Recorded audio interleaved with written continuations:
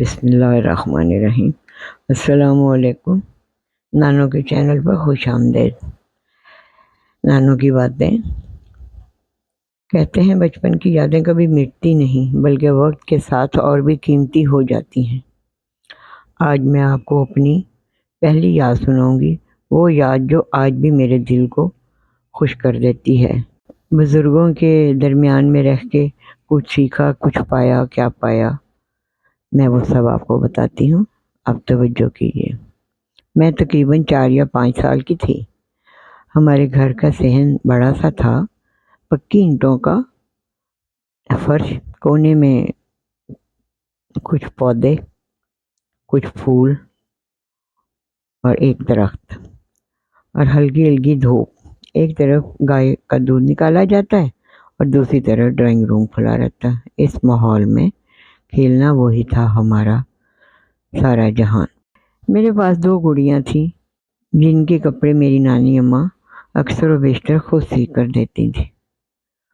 انہوں نے ہر رنگ کا، ہر سٹائل کا لباس بنایا، جو کڑھائی والا ہوتا تھا، کوئی لیس والا، کوئی کڑھائی والا، اس طرح سے۔ جیسے انہوں نے مجھے اس سارے کے درمیان یہ بھی بتایا کہ شادی تو گڈے گڈے کی ہوگی، لیکن اس میں کچھ سیکھتے بھی چلو۔ وہ سیکھنا کیا تھا؟ سوئی دھاگا میرے ہاتھ میں دیا اور کہا، سب سے پہلے اپنی گڑیا کے لیے پرس نہیں، تھیلا بناؤ۔ وہ تھیلا کیا تھا؟ ایک تھیلی تھی جو کاٹی گئی۔ انہوں نے مجھے کاٹ کر دی اور اس کے نیچے لائننگ والا بنا کے دیا۔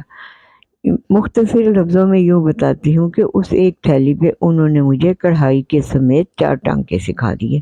اب آج کی دنیا میں ان ٹانکوں کا نام لیں، بہت سی ماں بہنوں کو، بیٹیوں کو پتہ بھی ہوگا، لیکن وہ اس طرح سے آج نظر آتی ہیں جیسے کہ بیکار چیزیں، لیکن نہیں۔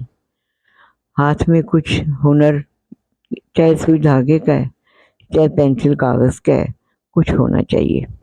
انہوں نے مجھے مسکرا کر کہا کہ بیٹے آؤ، گڑیا کی شادی کے کپڑے بناتے ہیں اور پھر ان کی شادی کر دیں گے۔ جس سے میں، بچپن تھا، اچھل پڑی اور میں نے یہ کہنا شروع کر دیا کہ نانو جی ہم مہمان بھی بلائیں گے۔ لو جی، ہوا یوں کہ چھوٹی چھوٹی چارپائیاں، گھر میں جتنا چھوٹا سامان تھا ہم دونوں بہن بھائیوں کا، وہ سجایا گیا، بنایا گیا۔ ملازموں کے ذریعے کپڑے رنگین نکالے، سجایا گیا۔ صحن کو اچھی طرح سے سجا دیا جیسے براتیوں کی آمد پہ عزت افزائی کا معاملہ ہوتا ہے۔ ٹیبلیں لگ گئی۔ اب اس میں یہ تھا کہ کچھ چھوٹے چھوٹے برتن اور کچھ چھوٹے کھلونے جو ٹیبلوں پہ سجائے گئے، اور یوں کہہ دیا کہ یہ گڑیا کا جہیز ہے۔ اس کے ساتھ ساتھ نانی اماں نے ملازم کو آرڈر کیا کہ ایک سالن بناؤ بچوں کے لیے اچھے سے، اور ایک زردے کی دیگچی پکاؤ جس کو ہم نے دیگ کا نام دے دیا۔ ایک سالن کی دیگ بنی جو دیگچی میں تھی، ایک زردے کی بنی جو اس کو بھی دیگ کہہ دیا، کیونکہ یہ پتہ تھا کہ شادی پہ دیگیں بنتی ہیں۔ اس لیے ہمارے ملازم نے تندور لگایا۔ ہمارے گھر میں میری والدہ تندور کی روٹی بڑے شوق سے لگاتی بھی تھیں اور کھلاتی بھی تھیں خود بھی۔ اب وہ مختلف طریقوں سے تندور کی روٹی بنتی تھی، کبھی چٹنی کے ساتھ، تو کبھی گھر کی لسی کے ساتھ، تو کبھی مکھن کے ساتھ، اس طرح سے۔ اس دن براتیوں کا انتظام تھا تو وہ روٹیاں گرم گرم اتری، بلکہ پراٹھوں کی صورت میں، اور وہ مہمانوں کے آگے کھانا رکھ دیا گیا۔ کھانا لگایا، بچے سب شریک ہوئے محلے کے، بہت خوشی سے کھا پی کے وہ لوگ اپنے گھروں میں چلے گئے۔ کھیل تھا، ہنسی تھی، کھانا تھا، سب کچھ ایک اس طرح سے محسوس ہوا جیسے ایک تہوار کی طرح، لیکن کوئی جھگڑا نہیں، کوئی شکایت نہیں، بس سادگی سے، محبت اور خوشی سے بھرپور کچھ لمحات، کچھ واقعات ایسے ہی گزرتے چلے گئے۔